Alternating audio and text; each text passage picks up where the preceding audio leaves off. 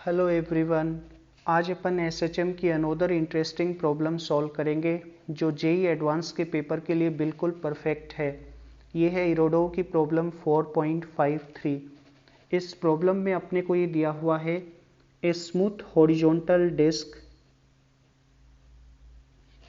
Rotates about the vertical axis O with a constant angular velocity omega. A thin uniform rod AB of length L performs small oscillations about the vertical axis A fixed to the disc at a distance small a from the axis of the disc. Find the frequency omega naught of these oscillations. यानी अपने को एक rotating disc दी गई है जिसके centre से small distance पर एक रोड को हिंज किया गया है। अपने को इस रोड के स्मॉल ऑसिलेशंस का टाइम पीरियड पता करना है। तो चलिए इस प्रॉब्लम को अपन सॉल्व करते हैं। सबसे पहले मैं रोटेटिंग डिस्क का डायग्राम यहां पे ड्रॉ कर लेता हूं।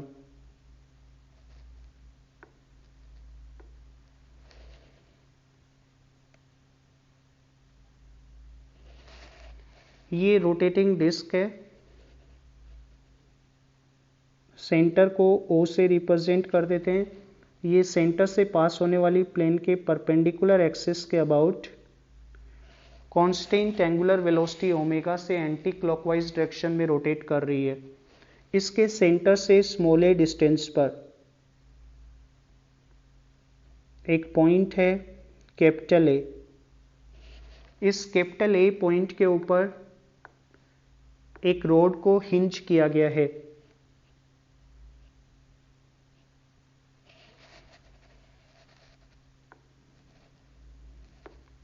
इस रोड का मास अपने को m दिया हुआ है और लेंथ दी हुई है l।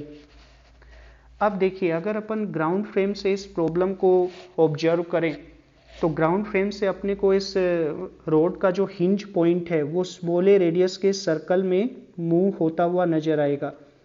तो ज़्यादा बेटर है अपन रोटेटिंग फ्रेम से इस रोड के ऑसिलेशंस को ऑब्जर्व करें ताकि रोड का हिंज पॉइंट रेस्ट पे आ जाए और अपने को रोड प्रॉपर ऑसिलेशंस करती हुई नजर आए। तो इसके लिए अपन रोटेटिंग डिस्क के फ्रेम में चले जाते हैं और मैं डिस्क के फ्रेम में इस रोड को एक स्मॉल एंगल से रोटेट करा देता हूं।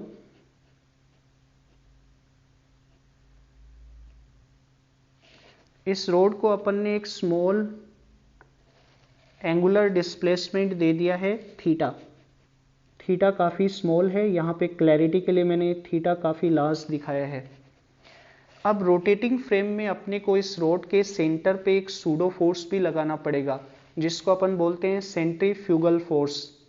अब इस सेंट्रीफ्यूगल फोर्स की वैल्यू क्या होगी, उसके लिए अपन रोड के सेंटर को O से कनेक्ट कर देते हैं।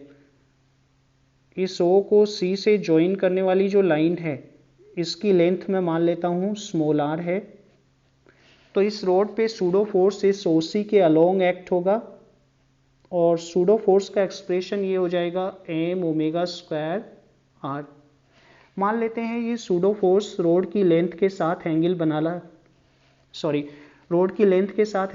रहा है फाई। तो ये एंगल भी आपका फाई होगा। और अगर मैं ये ट्राइंगल कंसिडर करूं OAC तो इस ट्राइंगल में देखिए थीटा तो एक्सटर्नल एंगल है और एक्सटर्नल एंगल दोनों इंटरनल एंगल्स के सम के बराबर होता है। एक इंटरनल एंगल आपको फाई दिया हुआ है तो दूसरा इंटरनल एंगल क्या हो जाएगा, थीटा माइनस फाई। अब अपन ये जो ट्राइंगल है OAC, इस ट्राइंगल को अपन सेपरेटली ड्रॉ कर लेते हैं। तो मैं ट्राइंगल OAC को यहां पे ड्रॉ कर रहा हूं।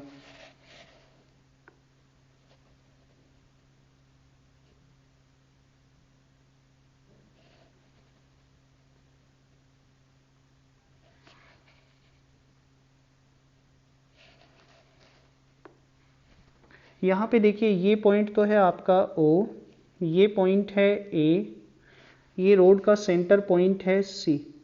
हिंज पॉइंट से सेंटर पॉइंट तक की डिस्टेंस होगी रोड की आधी लेंथ L/2। O से A तक का डिस्टेंस अपने को दिया हुआ है स्मॉल a और O से C तक का डिस्टेंस अपन ने आर से रिप्रेजेंट किया है। इस ट्राइंगल में जो एक्सटर्नल एंगल है वो अपन ने थीटा लिया था, और ये जो एंगल है ये अपना था थीटा माइनस फाई। इस एंगल को अपन ने फाई माना है। रोड आपकी इस एसी के अलोंग आपकी लोकेटेड है। रोड ये है,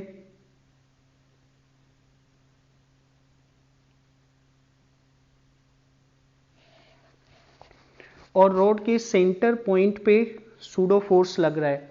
अब ये जो सूडो फोर्स लगेगा ये लाइन ओसी के अलोंग एक्ट होगा, सॉरी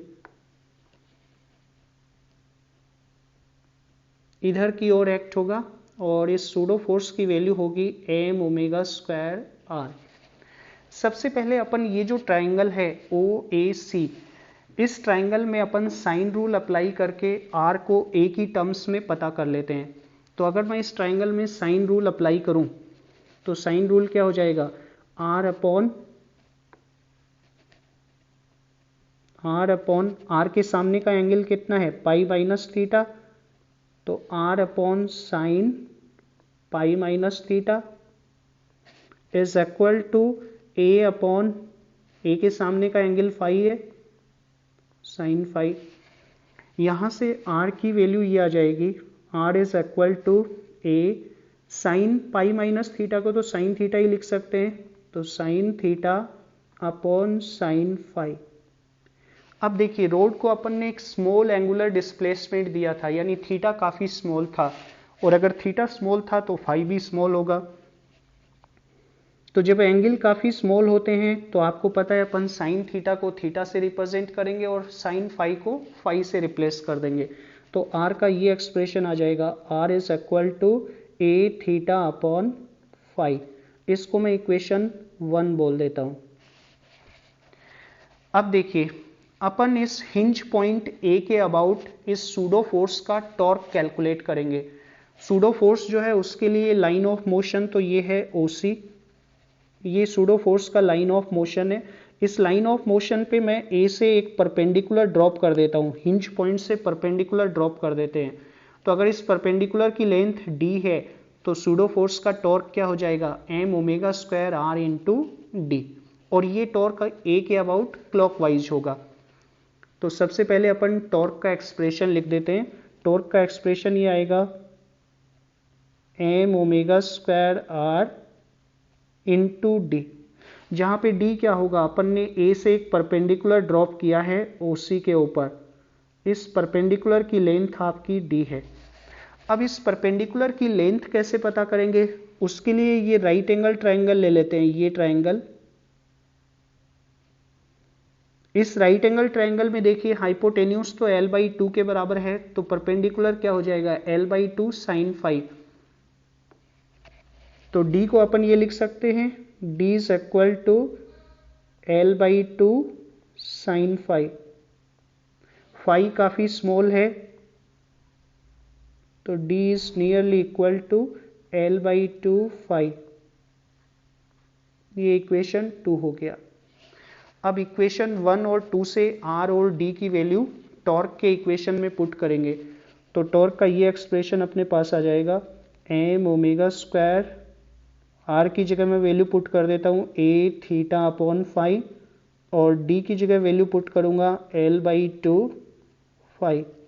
फाई से तो फाई कैंसिल हो जाएगा, अपने पास ये आ जाएगा M omega square A L upon 2 into theta.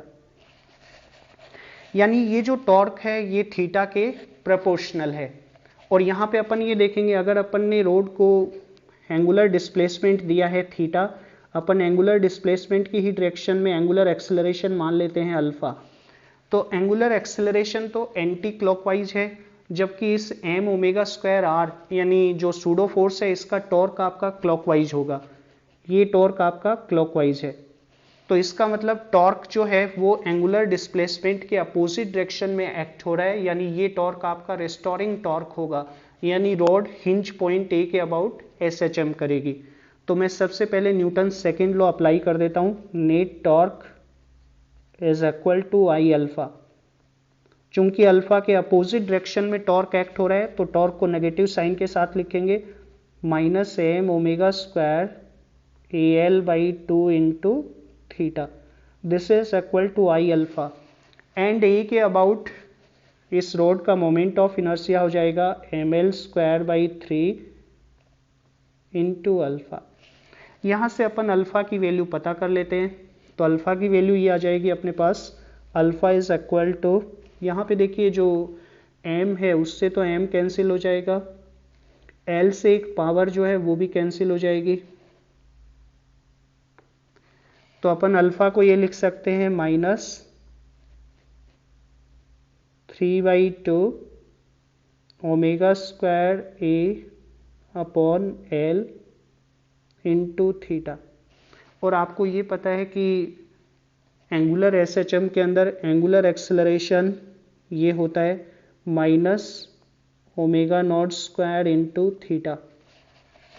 तो अगर अपन इन दोनों इक्वेशंस को कंपेयर करें तो यहाँ से अपने को एंगुलर एसएचएम की फ्रीक्वेंसी मिल जाएगी ओमेगा नॉट।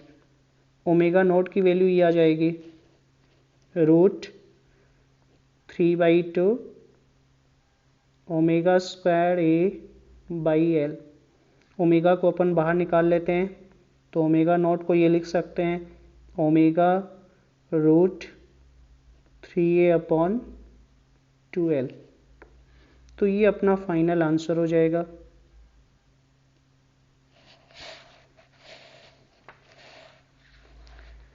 तो दोस्तों मैंने इस प्रॉब्लम को मेरे हिसाब से मोस्ट एफिशिएंट वे में सॉल्व किया है। आप कमेंट सेक्शन में ज़रूर बताइए कि ये सॉल्यूशन आपको कैसा लगा। आपके प्यार और स्नेह से ही मेरा चैनल फिजिक्स एजुकेटर ग्रो कर पाएगा। So please like and share all videos.